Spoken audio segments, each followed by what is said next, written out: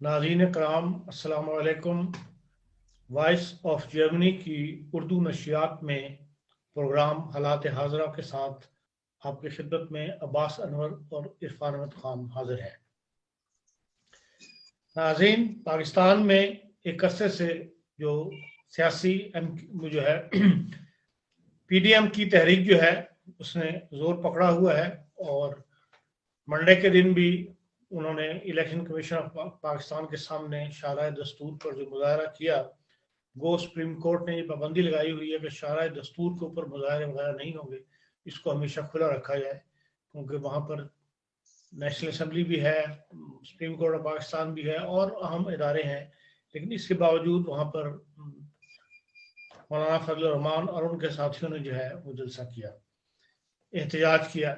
इससे पहले इतवार के दिन जो है वो पाक सरजमीन पार्टी जो है मुस्तफ़ा कमाल साहब, उन्होंने कराची में एक बड़ी रैली निकाली जिसमें उन्होंने मर्दमशुमारी से मुतल्लिक अपने तहफ़्फ़ुज़ात जो है उस सिलसिले में वो रैली का इनेकाद किया था। मतलब ये है कि पाकिस्तान में अभी तक पुरसुकून हालात नहीं है। किसी ना किसी बहाने जो है या किसी ना किसी बात को एहतजाज का जरिया बनाकर तो एक सियासी बेचैनी की कैफियत जो है वो जारी रहती है।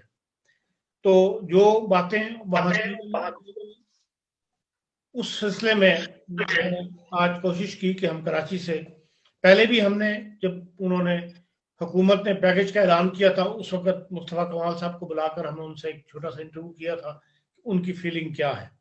और अब जो मरदमशुमारी के हवाले से कराची के नए मसाइल खड़े हो रहे हैं जिससे अहले कराची मुतमईन नहीं है, तो हमने एक सीनियर पॉलिटिशियंस जो है हमारे फारूक सत्तार भाई, जिनको दुनिया अच्छी तरह जानती है, वेल नोन पर्सनैलिटी हैं सियासत के हवाले से पाकिस्तान की, और अपनी पार्टी के लिए बहुत कुर्बानियां देने वाले शख्सियत है। और जबकि पार्टी पे बुरे हालात भी रहे तब भी आप हमेशा पार्टी के साथ डटे रहे, और तमाम स्टैब्लिशमेंट का और सियासी पार्टियों का जिन्होंने भी उस वक्त ज़माने में उर्दू स्पीकिंग पार्टी के खिलाफ कदम उठाए उसके आगे डटे रहे। तो आज हमने उनसे इस मसले पर गुफ्तगू करने के लिए फारूक सत्तार भाई को यहाँ अपने स्टूडियो में दावत दी है कि वो इस मसले पर उनसे गुफ्तगू करें। जी फारूक सत्तार भाई, अस्सलाम वालेकुम। जी वालेकुम अस्सलाम जी, बहुत शुक्रिया। आवाज मेरी क्लियर है आपके पास आ रही है? बिल्कुल क्लियर जी, बिल्कुल क्लियर। जी फारूक भाई, आप जर्मनी में जब मुलाकात हुई तो उस वक्त तो आप एक हंगामी सूरत हाल थी और आपके चाहने वाले भी बहुत ज्यादा थे यहाँ पर, तो उस वजह से वो गुफ्तगू आपसे सही तौर पर सियासी नहीं हो सकी। चले आज एक मौका पैदा हो गया तो मैंने कहा चले आपसे इस मसले पे गुफ्तगू कर लें। आपने इतवार को तकरीर सुनी थी मुस्तफा कमाल साहब की? जी जी बिल्कुल। पहले तो आप थोड़ा सा ये क्लियर कर दें कि आजकल आपका रुझान किस तरफ है? आप एमक्यूएम का हिस्सा हैं या एमक्यूएम से आप आजकल अलग है? एमक्यूएम पर जिन लोगों ने कब्जा किया है और मेरे इस्लाहाती एजेंडे की वजह से मुझे उन्होंने अलग किया, तो मैं तो आज भी खुद को एमक्यूएम का हिस्सा और एमक्यूएम के साथ अपनी सियासत को लाजिम और मलजूम समझता। एक नजरियाती, एक अवामी, लोगों का दर्द, अल्लाह का डर, पुरखुलूस और बेलौस खिदमत का जज्बा रखने वाली एमक्यूएम। मैं तो उस एमक्यूएम से 84 से जुड़ा हुआ हूं, जब ये कायम हुई थी। उससे पहले ये एपीएमएस थी। अच्छा, अब इसका मतलब नजरिया मेरे पास है, रूह मेरे पास है, सोच और फिक्र मेरे पास है, लेकिन जो खराबी और बिगाड़ पैदा करने वाले, जिसमें करप्शन, कब्जा माफिया, लूट मार करने वाले, उनका वहां पर कब्जा है। तो इसका मतलब है कि जिस्म वहां हो सकता है लेकिन रूह, मैं बड़े दावे के साथ कहता हूं, मेरे साथ है। और मैंने उसी रूह के साथ, उन्होंने जब मुझे अलग किया तो मैंने हजारों लाखों नौजवानों को अपने साथ जोड़ा है और उनके स्ट्रक्चर्स बनाए हैं और अपने तय बल्दियाती इंतखाबात की तैयारी भी की है कि 35 साल से कम उम्र का मेयर लाना है और 65% जो बल्दिया की काउंसिल है उसमें नुमाइंदगी 35 साल से कम उम्र के जवानों और नौजवानों की होनी चाहिए और मेयर भी हमारा एक जवान या नौजवान होना चाहिए। तो ये میرا نیریٹو ہے جس سے یوتھ انگیج ہو رہا ہے. اور ہم نے 24 دسمبر کو کراچی میں ایک مہاجر ثقافت ڈے پر ایک مہاجر پیس واک کیا, اور یہ گزشتہ جتنی بھی ریلیز نکلی ہے 4 سالوں میں کراچی میں, اس سے سب سے زیادہ بڑی ریلی تھی. کوانٹیٹی بھی تھی اور کوالٹی تھی, اور 90% لوگ 40 اور 35 سال سے کم عمر کے نوجوان تھے اس میں. الحمدللہ اس کو آرگنائز کرنے میں میرا بڑا ہاتھ اور میرا بڑا کردار ہے. تو یہ میری سیاست تو لوگوں کو ایک نظریے کے اوپر لا کر ان کی یکجہتی, ان کا اتحاد اور ان کی ایک تحریک قائم کرنا, تاکہ ان کے مسائل حل کرنے کے لیے ہم سیاست کریں. اور سیاست ظاہر ہے کہ لوگوں کی خدمت کا نام ہے, اس میں اپنے مفادات پس پشت ہونے چاہیے, اجتماعی مفادات آگے ہونے چاہیے. تو یہ آپ نے چونکہ سوال کیا تو میں نے مناسب سمجھا کہ میں یہ بات بتا دوں.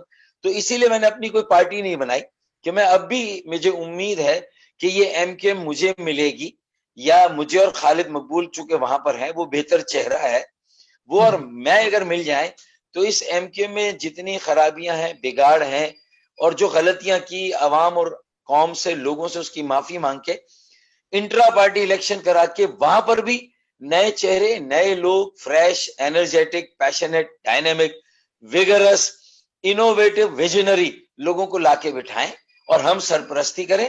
اور اسی طرح بلدیاتی ایوان میں بھی نوجوانوں, جوانوں کو لائیں, اور پھر پارلیمان میں اور صوبائی اسمبلی میں بھی ہم اچھے اور نئے لوگوں کو لائیں. کیونکہ اب وقت آ گیا ہے کہ ہم اب یہ ورثہ جو ہے وہ منتقل کریں, اس کے وارثوں کا انتخاب کریں ایک تنظیمی طریقے سے. تو میرے خیال میں اس پر کسی کی توجہ نہیں ہے, لیکن میں اپنی ایج کے فیکٹر کو دیکھ کے, خالد مقبول کی عمر کے فیکٹر کو دیکھ کے, اور جتنے میرے ساتھ سینئر لوگ ہیں, مصطفیٰ کمال ہم سے تھوڑے ینگ ضرور ہیں لیکن بہرحال وہ بھی سینئر میں شامل ہوتے ہیں, انیس قائم خانی وہ بھی سینئر ہے.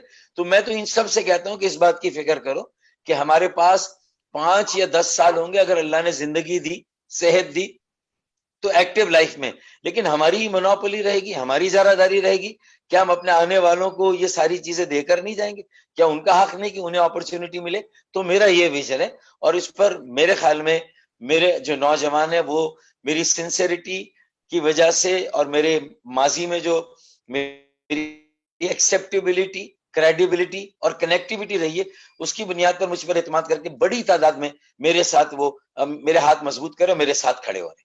لیکن فاروق بھائی, ایک زمانے میں کراچی کی کنجی آپ کے ہاتھ میں تھی, کراچی میں ہر کام آپ سے مشورے کے بغیر نہیں ہوتا تھا, لیکن اب یہ کہے کہ آپ کو ایک علیحدہ مطلب سنگل ہو کے ساتھ چلنا پڑ رہا ہے, اس کی کیا وجہ ہے؟ دیکھیں, اس کی وجہ یہ وہی ہے کہ جو ایم کیو ایم کے زوال کی وجہ ہے, جو کہ الطاف صاحب کے زمانے سے شروع ہو گیا تھا, جو بگاڑ آ گیا تھا, جو خرابیاں آ گئی تھی, جس کو بر وقت دور کرنے اور روکنے میں ہم کامیاب نہیں ہوئے, بلکہ شاید جو کوشش ہمیں کرنی چاہیے تھی ہم نے کوشش بھی نہیں کی. تو ہمیں اپنی ان غلطیوں کا, کوتاہیوں کا برملا اعتراف کرنا چاہیے. تو بائی ڈیفالٹ بھی ہم جو زوال پذیر ہوئے اس میں ہمارا قصور بھی 50% ہے. یہ اور بات ہے کہ 50% وہ قوتیں جو ہمیں برداشت نہیں کر رہی تھی, جو middle class, secular, urban, educated, ایک ینگ پولیٹیکل فینومینن, ایک منفرد مختلف سیاسی عمل جس کا نظم و ضبط, جس کی مثالیں لوگ دیتے ہیں, ایسا عمل پاکستان کی سیاست میں کہیں قائم نہیں ہوا, ایسی تنظیم, ایسا نظم و ضبط. تو جو اچھی باتیں تھیں وہ سازشیں ہمارے خلاف. تو 50% بائی ڈیزائن ہم زوال پذیر ہوئے, ہمارے خلاف سازشیں ہوئی, ہمارے پر کاٹے گئے, ہمیں تقسیم کرنے کی طرف لے جایا گیا, ہمیں زمین پر گرایا گیا, ہمارے میڈیا ٹرائل ہوئے, اور 50% بائی ڈیفالٹ جو ہمارا فالٹ تھا کہ ہم نے غلطیاں کی, جس کی وجہ سے ظاہر ہے کہ ہم نیچے آ گئے. تو اسی لیے مجھے الگ ہو کے کام کرنا پڑ رہا ہے, کیونکہ اب یہ جو اس وقت میری رابطہ کمیٹی ہے, میں نہیں سمجھتا کہ ان تلوں میں تیل ہے. اور خاص طور پہ وسیم اختر صاحب کی جو پرفارمنس ہے میئر کی, اور ظاہر ہے کہ وہ خالد مقبول کے اوپر اس کا ریفلیکشن آئے گا, وہ سربراہ, میں نہیں ہوں, تو وہ بھی جواب دہ ہے کہ وسیم اختر کے پاس اختیارات نہیں تھے, میں ان کے ساتھ تھا اس لڑائی میں, وسائل نہیں تھے, میں ساتھ تھا ان کے ساتھ. ممبئی میٹروپولیٹن کارپوریشن کو سالانہ 650 ارب روپے ملتے ہیں یا ان کے جنریٹ ہوتے ہیں, اور کراچی میٹروپولیٹن کارپوریشن کے ڈی اے سب ملا کے اگر 65 ارب روپے ہوں تو 10% بجٹ کم ہو اور آبادی ممبئی سے بھی تھوڑی زیادہ ہو تو سوچ. لیکن جو 65 ارب بھی ملتے تھے ان میں بھی کچھ نہ کچھ ملیر کا سیوریج سسٹم ریویمپ ہو جاتا, لیاری اور اولڈ ٹاؤن کا پانی کا مسئلہ حل ہو جاتا, یا سیوریج کا, اور بلدیا ٹاؤن اور اورنگی کا تھوڑا بہت پانی کا مسئلہ حل ہو سکتا تھا. میں نے 5 PC1 بنا کے وسیم اختر صاحب کو دیے تھے, پارٹی کو دیے تھے کہ یہ کام کرائیں. 50-50 کروڑ کے 1-1 ارب کے کام تھے, ہر سال 65 ارب ملنے, یہ کام ہو سکتے تھے. تو یہ کام بھی کیوں نہیں ہوئے, یہ سوال لوگوں کا بالکل وہ حق بجا ہے, اور اس کا جواب نہیں ہے میرے ساتھیوں کے پاس. تو میں اگر ان کے ساتھ ملوں تو سب سے پہلے مجھے معافی مانگنی ہوگی خالد مقبول کو اور مجھے, کہ ہم نے 3 سال کے بعد ہمیں بلدیا میں رہنا نہیں چاہیے تھا. اگر اختیارات نہیں تھے, وسائل نہیں تھے, ہم ڈیلیور نہیں کر پا رہے تھے, اور آخری چوتھے سال جب بالکل ہمارا ٹینیور ختم ہو گیا تو ہم 53 لیٹر دکھائیں اور مگرمچھ کے آنسو روئے, اور ہم کہیں کہ ہم نے تو اے سی کے کمرے میں بیٹھ کے لیٹر لکھے, ہمیں جواب نہیں ملا. تو جواب لیٹر سے نہیں ملتا. 1500 UC chairman, councillor, district chairman, mayor دھرنا دے دے, فاروق ستار بھی ان کے ساتھ کھڑے ہوتے, مصطفیٰ کمال بھی ان کے ساتھ کھڑے ہوتے, اور پورا کراچی ہمارے ساتھ آتا. پھر میں دیکھتا ہوں کہ ان میں ہمت تھی کہ یہ ہمیں اختیار نہ دیتے, مراد علی شاہ, پیپلز پارٹی ہمیں وزیر, اور اگر نہ دیتے تو 10 دن کے بعد استعفیٰ دے دیتے, اور عوام میں آتے, ایجیٹیشن کرتے, پالیٹکس کرتے, تحریک چلاتے, موبلائزیشن کرتے. آپ نے یہ کام کیا نہیں, اور صرف اختیارات کا رونا روتے رہے. تو میرے خیال میں قصور پارٹی کے فیصلوں کا ہے, اور اس لیے کہ توجہ انفرادی مفادات پر تھی, ذاتی مفادات پر تھی, اجتماعی مفاد پر نہیں. تو یہ میرا ان سے, اس لیے میں اکیلا نظر آتا ہوں. لیکن میں نے کہا دعوے کے ساتھ کہ اسپرٹ میرے پاس ہے, اس کی روح میرے پاس ہے, اس کے نظریہ اور وہ جو سوچ اور فکر میرے پاس ہے, اور میں نے نئی ٹیم کھڑی کر دی ہے. فاروق بھائی, آپ کی گفتگو سے تو یہ نتیجہ نکلتا ہے کہ آپ خالد مقبول صاحب کے ساتھ مل کر کام کر سکتے ہیں. دیکھیں, میں نے تو پبلکلی کہا, کئی انٹرویوز میں کہا, آپ کو, آپ کے سننے والوں کو بھی کہہ رہا ہوں, دیکھنے والوں کو, کہ ہاں وہ بہتر چہرہ ہیں, ان کے ساتھ میں کام کر سکتا ہوں. اگر ان کا کوئی اور پیچھے, مجھے نہیں پتا ادارے یا اسٹیبلشمنٹ کے پاس ان کی کوئی ایسی بات ہے جس میں ان کو بھی کچھ چیزوں کے جواب دینے, میرے علم میں نہیں ہے. لیکن بظاہر پبلکلی, پولیٹیکلی وہ ایک بہتر فیس ہے, لیکن ڈیسیشن میکنگ نہیں ہے ان میں. اور پاکستان سے 15 سال باہر رہے ہیں وہ بھی, تو وہ فنیس, وہ ٹچ, وہ عوامی ربط اور لوگوں کے ساتھ کنیکٹیوٹی ان کی اس طرح کی نہیں. پھر تھوڑے سے بیمار بھی ہیں, میں دعا گوں اللہ ان کو لمبی عمر دے, صحت دے, اور وہ کراچی مہاجروں کی, مظلوموں کی اور پاکستانی قوم کی خدمت کر سکے, اور میرے ساتھ مل کے اچھا سیاسی عمل بنا سکے. وہ میرے ساتھ آ جائیں پارٹی چھوڑ کر, یا مجھے پارٹی میں لے کر ہم دونوں اصلاحات کریں. اور پھر مصطفیٰ کو کہیں شامل کرنا اتنا مشکل کام نہیں ہوگا. پہلے خالد بھائی فیصلہ کر لیں. میں نے بہت اوپنلی اپنا ایجنڈا انفولڈ کیا, میں نے کوئی چیز چھپائی نہیں ہے, جو سب کی بہتری ہے میں نے وہ والی بات کی ہے. نہیں, جو پہلے اختیارات سارے الطاف بھائی کے پاس تھے, اب خالد مقبول صاحب کے پاس آ گئے, تو پھر رابطہ کمیٹی کیا کر رہی ہے؟ رابطہ کمیٹی کے پاس کوئی پاور نہیں ہے. نہیں, رابطہ کمیٹی کے چند لوگوں کے پاس پاور ہے, اور وہ چند لوگ اس پوری رابطہ کمیٹی پر قبضہ ہے, یا جو فیصلے اپنی مرضی کے چاہتے ہیں کراتے ہیں. خالد مقبول بھی وقت کے ساتھ ڈمی سربراہ ثابت ہوئے, جو ریڈیکل اصلاحات اور ریفارمز پارٹی میں ہونی چاہیے تھی وہ نہیں کی. جو ڈائیورسٹی اب آج کی ڈیموگرافی کو دیکھ کے, آج کی آبادیوں کے تناسب کو دیکھ کے, مختلف مذاہب ہیں, مسالک ہیں, مختلف زبانیں بولنے والے ہیں. کراچی میں پاکستان کی ہر زبان بولنے والا اب ہے, کراچی میں پاکستان کے ہر علاقے کا شہری ہے. تو یہ جو نئی ریالٹیز کے ساتھ ریکنسائل کر کے ایک انٹرا پارٹی الیکشن کرا کے جو نئی رابطہ کمیٹی تھی, جس میں بزنس کمیونٹی, صنعت کار, تاجر, اور پھر اس میں آپ کی ایک ایڈوائزری ایگزیکٹو کاؤنسل بنتی, تو یہ سارا, اور پھر کانسٹیٹیوشن کو تھوڑا سا ہم اوپن کرتے, بہتر کرتے. تو خالد مقبول بھائی بھی یہ نہ کر سکے, شاید کرنا چاہتے ہوں, اور میں بھی نہیں کر سکا. مجھے بھی آٹے دال کا بھاؤ پتا چل گیا تھا کہ میں نام کا سربراہ ہوں, اور جب ووٹنگ پہ بات آتی ہے اور میرا کوئی ایجنڈا آتا ہے تو میرے پاس اکثریت نہیں ہے. 14 میرے پاس ہے, 21 کسی اور کے پاس ہے. وہ 21 میری ساری قراردادوں کو, ایجنڈے کو اڑا دیتے ہیں. تو میں تو اسی وقت چھوڑ رہا تھا, لیکن پھر مجھے وہ کسی اور موقع پر جو ہے وہ لیا گیا, اور میری اس کو پبلسائز کیا گیا کہ اس وجہ سے ہم نے فاروق بھائی کو جو ہے ہٹانا مناسب سمجھا. جبکہ میرا تو جولائی 2017 سے اس پوری رابطہ کمیٹی کے بڑوں سے اختلاف ہو گیا تھا, اور میں نے ان کے ہاتھ پیر جوڑ کے کہا تھا کہ میں گھر بیٹھتا ہوں, آپ 2018 کے الیکشن میں مجھے بلا لیجیے گا, میں آپ کی کیمپین چلا دوں گا, ساتھ کھڑا ہو جاؤں گا. لیکن اب مجھے پتا ہے کہ کینڈیڈیٹ میری مرضی سے نہیں آئیں گے, وہاں میری کوئی سے نہیں ہے, کسی پولیٹیکل ایشو میں میری سے نہیں ہے, کسی پالیسی ایشو پہ میری سے نہیں ہے, میں ڈمی سربراہ ہوں, تو میری جان چھوڑ دیں. لیکن نہیں چھوڑا. بعد میں جب الیکشن کے وقت ہماری لڑائی ہوئی تو یہ بتایا گیا کہ فاروق بھائی بھی کسی مسئلے پر کو انا کا مسئلہ بنا کے لڑ لیں. تو خیر, لیکن اب میرے بغیر کام کرتے, اچھا کرتے, میں اپنے آپ کو الگ رکھ کے ان کے ان اچھے کاموں کی تعریف کرتا.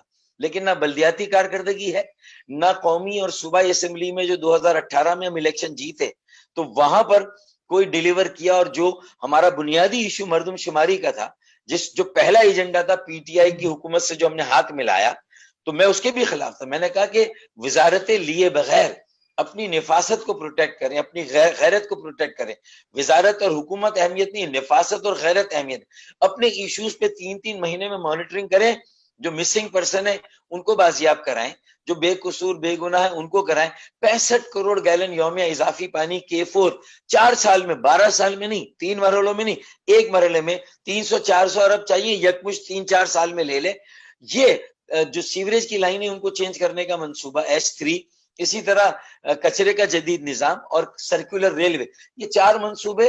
اور اس میں جو بنیادی اور جو پہلی بات ہے وہ ہے آپ کے اللہ بھلا کرے مردم شماری.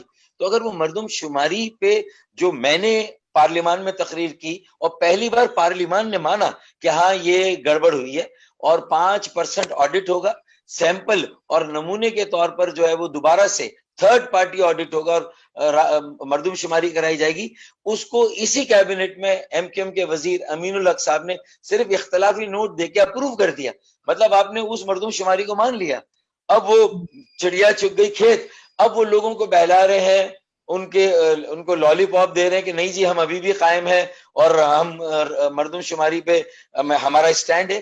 لیکن آپ نے وزارت رکھی, ایک سینیٹرشپ کا جھگڑا ہے مارچ میں, آپ نے اس کے لیے, اور آپ نے چند لوگوں کی شاید گرفتاریوں کو بچانے کے لیے آپ نے جو ہے وہ مردم شماری پر کمپرومائز کر لیا. تو مصطفیٰ کمال کے میں ساتھ ہوں, ان کی ریلی کی میں نے حمایت کی.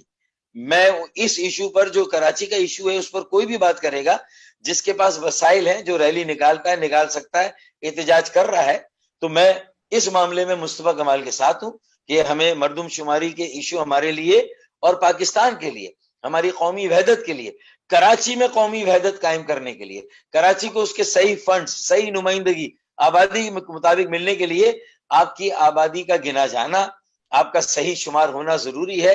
اور اس کے لیے اگر آپ نے سمجھوتا کر لیا تو سمجھ لیں کہ آپ نے لوگوں کا سودا کیا اور کراچی کے بنیادی حقوق کا سودا کر لیا. تو میں اس معاملے میں مصطفیٰ کے ساتھ ہوں. نہیں تو مردم شماری میں فرق کتنا ہے؟ آپ دیکھیے مصطفیٰ کمال صاحب نے کہا 3 کروڑ آبادی ہے کراچی کی. جی بالکل, کیونکہ مصطفیٰ کمال اکیلے نہیں کہہ رہے, یہ آج سے کئی سال پہلے, چند سال پہلے جو نوید مختار صاحب تھے, جنرل نوید مختار, کور 5 سندھ کے اور کراچی کے کور, وہ کہتے تھے 2.5-3 کروڑ, اپنے سارے سیمینارز میں 2.5-3 کروڑ آبادی کا شہر, 2.5-3 کروڑ آبادی کا شہر. اور پھر chief justice supreme court Pakistan موجودہ گلزار احمد شیخ, وہ ہر اپنی کراچی کی سماعت میں کہتے ہیں 3 کروڑ کا شہر ہے جی, 3 کروڑ. اچھا پھر وہ کیوں کہتے ہیں؟ کیونکہ ان کے پاس اور میرے پاس بھی حکومت کے مختلف محکموں وزارتوں کے اعداد و شمار ہیں. 2011 میں تاج حیدر صاحب سینیٹر پیپلز پارٹی کے, ان کے سوال کے جواب میں نادرا منسٹری آف انٹیریئر نے کہا تھا کہ 2.25 کروڑ کی آبادی 2011 میں انہوں نے کہا تھا کہ تقریباً کم سے کم 2.25 کروڑ کی آبادی. جتنے شناختی کارڈ ایشو ہوئے تو ID کارڈ رکھنے والے اور نہ رکھنے والوں کا تناسب جو ہماری آبادی کا ہے ایک فیملی یونٹ کا, تو انہوں نے کہا 2.25 کروڑ سے زیادہ ہے. تو 2.25 کروڑ 2011 میں تھی, اور 2017 کے سینسس کے جب ریزلٹ فائنل ہوتے ہیں تو وہ کہتے ہیں 1 کروڑ 60 لاکھ ہے. تو آدھے سے زیادہ ہماری آبادی مسنگ ہے, لاپتہ ہے. تو پوری آبادی آدھی کر دی گئی ہے. تو میرے خیال میں اس سے بڑا ظلم اور اچھا, اور یہ پہلی مرتبہ مانا بھی گیا. اس سے پہلے 98 میں بھی شور ہوا تھا, لیکن گورنر راج لگ گیا, ہماری آواز دبا دی گئی. اس سے پہلے کہ مردم شماری 81 میں ہوئی تھی, اس میں بھی شور مچا تھا, لیکن کوئی خاص اوپر سے رسپانس نہیں تھا. لیکن یہ اس مرتبہ ہم نے پارلیمان میں یہ مسئلہ اٹھایا تھا 2017 میں, تو وہاں سے یہ شاہد خاقان عباسی وزیر اعظم تھے, انہوں نے کہا کہ تھرڈ پارٹی آڈٹ ہوگا, 5% سیمپل کے طور پر دوبارہ سے ہوگی, اور صرف کراچی نہیں, جہاں جہاں یہ تنازع ہے اور کاؤنسل آف کامن انٹرسٹ نے بھی اس کو اپروو کر دیا. تو جب ایک آئینی ریاستی ادارہ کاؤنسل آف کامن انٹرسٹ 4 وزیر اعلیٰ 1 وزیر اعظم اس میں بیٹھتا ہے, اس نے بھی اپروو کر دیا, تو پھر یہ کیبنٹ یہ کیسے کاؤنسل آف کامن انٹرسٹ کے فیصلے کے برخلاف بالا کابینہ جو ہے وہ اس سے مکر جائے اور اس سے پیچھے ہٹ جائے؟ تو میرے خیال میں یہ غیر آئینی اور یہ غیر سیاسی اور یہ غیر قانونی اقدام ہے. اس کو عدالت میں بھی چیلنج کریں گے ہم انشاءاللہ آگے جا کے. لیکن میرا یہ کہنا ہے کہ یہ امین الحق صاحب کو استعفیٰ دینا چاہیے اور ایم کیو ایم کو اپنے وزیر کو واپس بلانا چاہیے جب تک کہ 5% اور یہ تھرڈ پارٹی آڈٹ مردم شماری کا نہ ہو جائے یا شروع نہ ہو جائے. لیکن کابینہ میں تو آپ کا منسٹر بھی بیٹھا ہوا تھا اور انہوں نے صرف ایک بیان دے دیا, لیکن وہاں نہ تو انہوں نے احتجاج کیا نہ وہ اٹھ کے آئے وہاں سے کیبنٹ سے. اتنا بڑا فرق 1 کروڑ 68 لاکھ اور 3 کروڑ میں بہت بڑا فرق ہے. 1 کروڑ 58 لاکھ اور 3 کروڑ میں بڑا فرق ہے. 1 کروڑ 42 لاکھ کا فرق ہے. بالکل صحیح کہا آپ نے. اور آپ کراچی میں دیکھیں گندم کتنا استعمال ہوتا ہے, یہ بھی اعداد و شمار محکمہ خوراک کے پاس ہیں. اسی طریقے سے چینی کتنی استعمال ہوتی ہے یہاں, کتنی سپلائی ملوں سے پر جسے کہتے ہیں نا کہ پر کیپٹا ہر چیز فی کس پوری آپ ڈیوائڈ کر لیں کتنی چینی ایوریج اوسطاً ایک شہری کھاتا ہے, کتنے گندم ایک شہری اوسطاً استعمال کرتا ہے, بڑی آسانی کے ساتھ پوری دنیا. تو پوری دنیا بھی اگر آج کراچی کو 7واں بڑا شہر کہتی ہے, نیو یارک اور کراچی آگے پیچھے ہیں, تو مجھے بتائیے, بلکہ 3 کروڑ پہ تو کراچی بہت آگے اور اوپر چلا جائے گا. تو مجھے بتائیں کہ پھر ہم اس آبادی کو چھپا کر کس کی سروس کر رہے ہیں, کن کے مقاصد کو پورا کر رہے ہیں. تو اسٹیبلشمنٹ کو بھی سوچنا ہوگا کہ یہ جو یہ کیسے پاسبل. ایک منطق لے لیں میری آپ کہ دیہی علاقوں کی آبادی کے بڑھنے کا تناسب بھی سندھ میں اتنا ہی ہے جتنا شہری علاقوں میں آبادی کے بڑھنے کا, جبکہ کراچی پر افغانستان سے بھی لوگ آ کر آباد ہوتے ہیں, کے پی کے, گلگت بلتستان سے, پھر بلوچستان سے, پھر آزاد کشمیر سے, ناردرن علاقوں سے, اور پھر اس کے بعد اندرون سندھ سے, پنجاب سے, مطلب پورے پاکستان سے لوگ کراچی میں آ کے سیٹل ہو رہے ہیں ابھی بھی. تو وہ تو یہ ہو رہا, جبکہ لاڑکانہ یا اس کے نواحی علاقوں میں یا اور علاقوں میں اس طرح آبادی کا پریشر نہیں ہے. قدرتی اضافہ اور جو انفلکس کا بھائی اکثر مینگل صاحب کی بات نہیں مانی گئی تو وہ علیحدہ ہو گئے. آپ حکومت میں بھی جانا چاہتے ہیں لیکن اور شور بھی ڈالنا چاہتے ہیں کہ بھائی ہمیں وہ نہیں مل رہا, تو کوئی ایک راستہ اختیار کرنا زیادہ بہتر نہیں ہوگا آپ کے لیے؟ میں تو کہہ رہا ہوں, میں نے تو مطالبہ کیا, خالد بھائی سے کہا کہ بھائی اب وقت آ گیا ہے کہ آپ حکومت کو گرنے نہ دیں, باہر آ کر بھلے سپورٹ کریں, اور وہ بھی اس کی بھی ایک ٹائم لائن دے دیں. دیکھیں 2.5 سال ہو گئے ہیں انتخابات کو, 2.5 سال سے زیادہ ہو گیا, اور یہ وقت بھی گزرتے ہوئے دیر نہیں لگے گی. اور بلدیاتی کارکردگی کے بعد اور مردم شماری پر کمپرومائز کے بعد اور 162 ارب کے پیکج میں بھی 2.5 سال میں آپ کو 30-35 ارب روپے مشکل سے ملے. اس میں بس 50 فائر ٹینڈر آئے, اور یہ 50 فائر ٹینڈر تو اسپین سے میں بھی لایا تھا, لیکن وہ آج اس لیے بند پڑے ہوئے ہیں کہ ان کی پرزے اور مشینوں کو بیچ دیا وہاں کے عملے کے لوگوں نے, اور وہ سارے بیکار. 2 سال چلیں گے یہ 50. تو فائر ٹینڈر بھی اگر لانے ہیں تو کمیونٹی کے حوالے کریں, فائر اسٹیشن کمیونٹی کے حوالے کریں, وہ اس کی مینٹیننس کریں گے. آپ ان کو بجٹ دیں, تنخواہوں کا بجٹ, مینٹیننس کا بجٹ دیں. آپ کے اپنے لوگ معذرت کے ساتھ جو ملازمین ہیں, سرکاری جو شعبے ہیں, وہ اس طرح جھونک کی طرح کرپشن اس کی جڑوں کو کھوکھلا کر چکی ہے کہ یہ فائر ٹینڈر 2 سال کے بعد آپ مجھ سے گنتی کرا لیجئے گا, چند فائر ٹینڈر ہی آپ کو نظر آئیں گے, یہ باقی سب بند پڑے ہوں گے. تو اس کا مطلب یہ کہ یہ پیسے کہاں خرچ کرنے, ہماری ترجیحات کیا ہے. فائر ڈپارٹمنٹ ہو, کچرے کا ڈپارٹمنٹ ہو, پبلک پرائیویٹ پارٹنرشپ کے ماڈل کہاں بنانے ہیں, ہمیں جو ہے وہ سیکنڈری گاربیج اسٹیشن بنانا ہے. ڈمپنگ سائٹ 3 کروڑ کی آبادی کے لیے جام چاکروں پر ایک ہی ہے. ایک ڈمپنگ سائٹ, جب میں میئر تھا 88-90 میں تب بھی ایک ڈمپنگ سائٹ تھی. پہلے ایک ایسٹ میں بھی تھی, وہ بند ہو گئی. اب صرف ویسٹ میں ہے جام چاکروں پہ ایک. آپ مجھے بتائیے کہ ایک ڈمپنگ سائٹ پر روزانہ 150 یا 300 کچرا گاڑیاں سارا کچرا جا کے کیسے پھینکیں گی؟ آواز آ رہی میری؟ آپ کی سیٹوں پہ قبضہ کروایا گیا طریق انصاف کو وہاں کھڑا کروا کے, اور آپ انہی کے ساتھ سپورٹ کرنا چاہتے ہیں. یہ میرا جو اختلاف ہے میری اس رابطہ کمیٹی سے, اس کا ایک اختلاف بڑا یہ بھی ہے کہ بھائی مجھے ہرایا گیا, عبد القادر خانزادہ کو ہرایا گیا, اس کے بعد شیخ صلاح الدین کو ہرایا گیا, عامر چشتی کو ہرایا گیا, علی رضا عبدی کو شاید ہرایا گیا, علی رضا عبدی شہید کو, اور اسی کے ساتھ ساتھ ایک اور امیدوار تھے خواجہ سہیل منصور. تو ہماری 4 سے 6 سیٹیں ہم سے چھینی گئی. ایک شہباز شریف کی بلدیہ ٹاؤن کی مجھے لگتا ہے چھینی گئی, ایک مجھے لگتا ہے کہ بلاول بھٹو صاحب کی بھی لیاری کی سیٹ شاید ان سے چھینی گئی. تو 14 سیٹیں پی ٹی آئی کی نہیں تھی, ہاں 8 سیٹیں ہو سکتی ہوں, لیکن 8 سیٹیں ایم کیو ایم کی تھی, برابر تھے. ہم نے اپنی غلطی سے ہمارا کچھ ووٹ بینک پی ٹی آئی کو شفٹ ہوا, ہمیں ماننا چاہیے, لیکن باقی پی ٹی آئی کو نوازا گیا, دیا گیا, کیونکہ ان کو وزیر اعظم کے لیے کچھ ووٹوں کی, کچھ سیٹوں کی ضرورت تھی. پنجاب میں وہ سارا گیم مشکل ہو رہا تھا, تو کراچی کو قربانی کا بکرا بنایا گیا اور یہاں سے ہماری سیٹیں لی گئی. تو یہ ساری صورت ہے, آپ صحیح کہہ رہے. تو پھر احتجاج بھی نہیں کیا. چلیں پی ٹی آئی نے ڈائریکٹ نہیں چھینی, الیکشن کمیشن کی غلطی ہے, کسی نے چھین کے دی ان کو, لیکن پی ٹی آئی کے سامنے اپنے حلقے تو کھلوانے چاہیے تھے. عمران خان کہہ رہا تھا نا کہ 4 حلقے کھولیں پی ایم ایل این کو, جب نواز شریف کی حکومت تھی, اور اصل دھرنا 4 حلقوں کے کھولنے پر ہوا تھا, نہیں کھولا تو دھرنا ہوا, اور کہا کہ جو آپ کھولنا چاہیں گے, ہم سے کہا کہ میں وہ کھولوں گا, لیکن میں نے 4 حلقے کھولنے کا کہا, میں نے صلاح الدین شیخ کا, خواجہ سہیل منصور کا اور عبد القادر خانزادہ کا, لیکن یہ حلقے نہیں کھولے گئے. تو اس کا مطلب یہ ہے کہ اپوزیشن میں تھے تو کوئی اور پالیسی, اب حکومت میں آپ کو اس کا فائدہ ہوا اس ریگنگ کا, تو پھر آپ بھی اسی, تو اس کا مطلب اسٹیٹس کو وہی ہے. آج وہی پرائم منسٹر اقتدار میں ہے جو تبدیلی کی بات کرتا تھا, لیکن اس نے خود اقتدار میں آنے کے لیے اتنے یو ٹرن لیے, اتنے سمجھوتے کیے, اور اقتدار میں آنے کے بعد بھی اپنے بنیادی ایشوز پر کیے, تو لوگ مایوسی کی طرف جا رہے ہیں.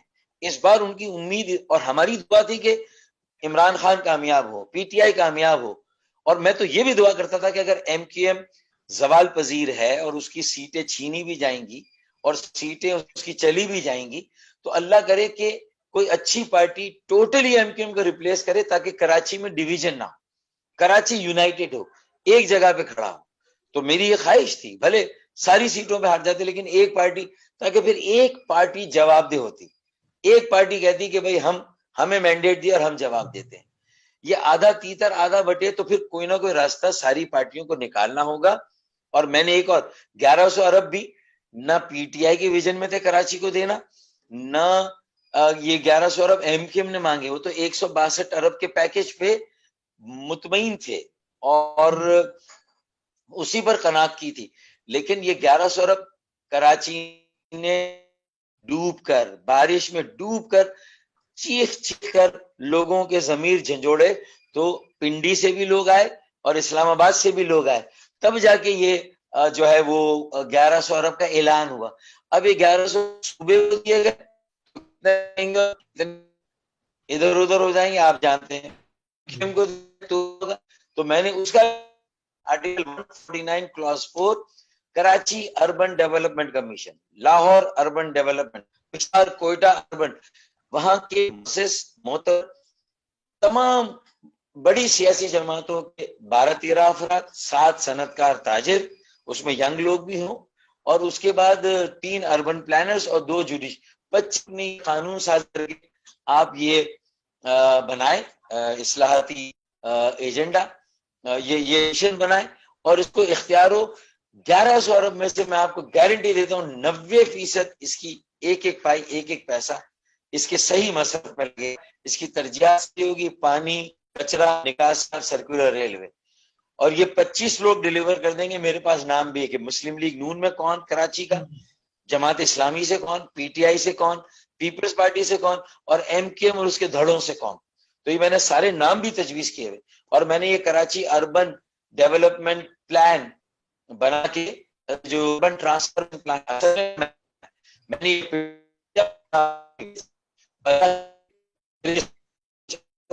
تجاویز پر، اور میں اس پر مت کے لیے اگر مجھے کوئی کردار دینا ہے، یہ پیسہ صحیح جگہ پر لگے. میں جس گھر نہ گھر بدلا ہے، نہ میری کوئی آمدنی کے ایسے ذرائع ہیں، نہ الحمدللہ میری ملیں، فیکٹریاں، پلاٹ، پلازے، نہ باہر کوئی بینک اکاؤنٹ نہیں ہے. اور میں کہتا ہوں کہ پارٹی میں احتساب کا نظام ہو. پی ٹی آئی کا انحصار نیب پر ہے، صرف نیب پر انحصار کر کے کرپشن نہیں ہوگی. ہر پارٹی کو اپنے اندر ایک نظام بنانا ہوگا، اکاؤنٹیبلٹی سیل بنانا ہوگا. اپنے عہدیداروں اور منتخب نمائندوں سے ہر سال پوچھنا ہوگا کہ گھر کہاں سے آیا، گاڑی کہاں سے آئی. یہ ہونا سلیکشن مڈل کلاس اور ورکرز ہوں، اور جو ہے وہ اس میں خواتین زیادہ ہوں، یوتھ زیادہ ہوں سلیکشن میں، اکاؤنٹیبلٹی. اور تیسرا جو ہے وہ بات پی ٹی آئی کر لے، اپنے سلیکشن کو صحیح کر لے، اپنی پارٹی میں بھی حساب صاحب بنا لے، اور وہ کر لے. اور بھائی یہ بتائیں کہ ایک آپ بہتر نے حل ہو جو سکتا ہے. اربن ڈیولپمنٹ کا منصوبہ اپنے ذہن میں رکھتے ہیں، یہ پنڈی والوں سے ڈسکس نہیں کیا؟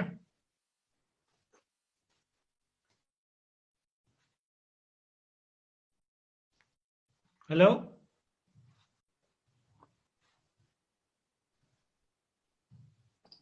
آپ کی بات پوری، اربن ڈیولپمنٹ ڈسکس نہیں کیا آپ نے کہا. میں نے کہا اربن ڈیولپمنٹ کا جو منصوبہ اپنے ذہن میں رکھتے ہیں، یہ پنڈی والوں سے ڈسکس نہیں کیا آپ نے؟ جی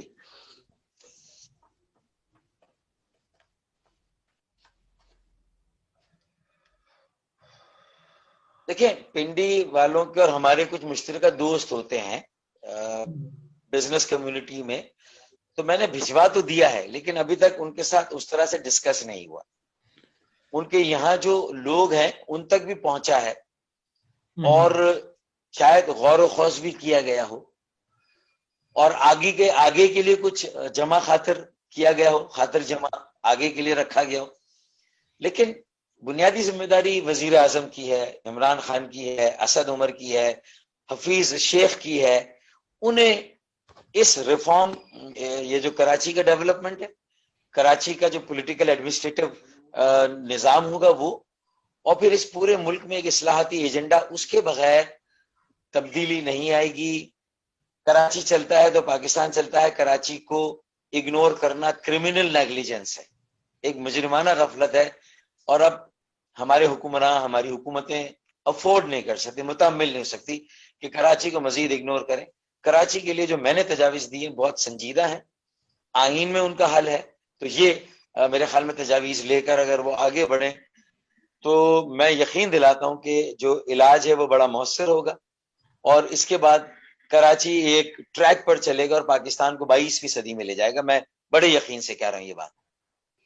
لیکن فاروق بھائی، اب تک کا جو تجربہ ہے، سیاسی تجربہ، وہ تو یہی بتاتا ہے کہ بھئی کراچی کو خالی ایم کیو ایم کو یا اردو سپیکنگ کے حوالے کرنے کے لیے کوئی بھی حکومت تیار نہیں، چاہے وہ نون لیگ ہو، چاہے وہ مسلم لیگ پیپلز پارٹی ہو، چاہے وہ اسٹیبلشمنٹ ہو. تو آپ ہی کو کہیں نہ کہیں کمپرومائز کرنا پڑے گا. تو آپ جو Urdu speaking M Q M ہے، یا مصطفیٰ کمال صاحب ہیں، یا آپ ہیں، یا خالد مقبول صاحب ہیں، آپ اس ڈائریکشن میں کیوں نہیں سوچتے کہ بھئی کہیں ایک سالڈ قسم کی حل تلاش کر لیا جائے جس میں سب کو شامل کر کے تو آپ کراچی کو ڈیولپ کر سکیں؟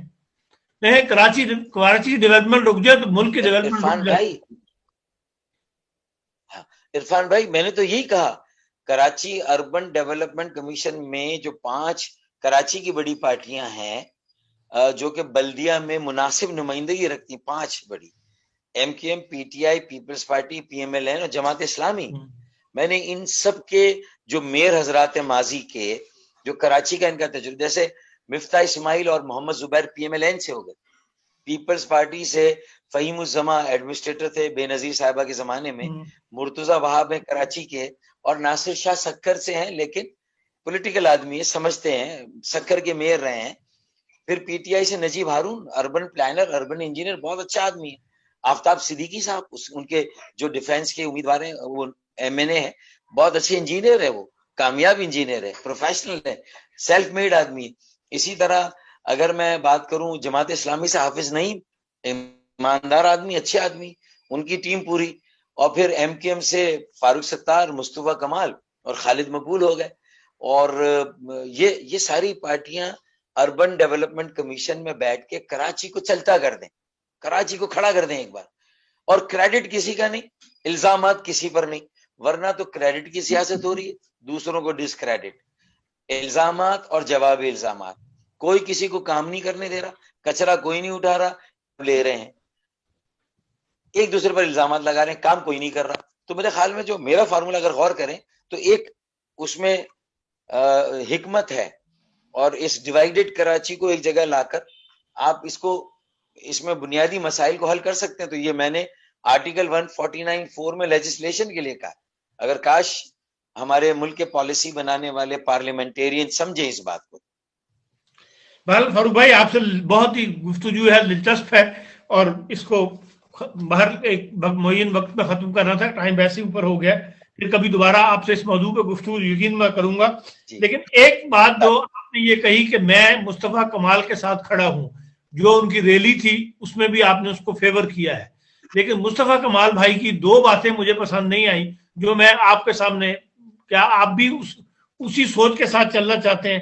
انہوں نے کہا ہے کہ ہم شہر بند کر دیں گے, جگہ جگہ دھرنے دے کر بیٹھ جائیں گے, اور پھر وہ کہتے ہیں احساس محرومی بڑھا کر کل کے دہشت گرد آج پیدا کیے جا رہے ہیں, اور پھر جب مایوسی کا شکار قوم کوئی قدم اٹھائے تو ان کو کاؤنٹر کرنا شروع کر دو گے.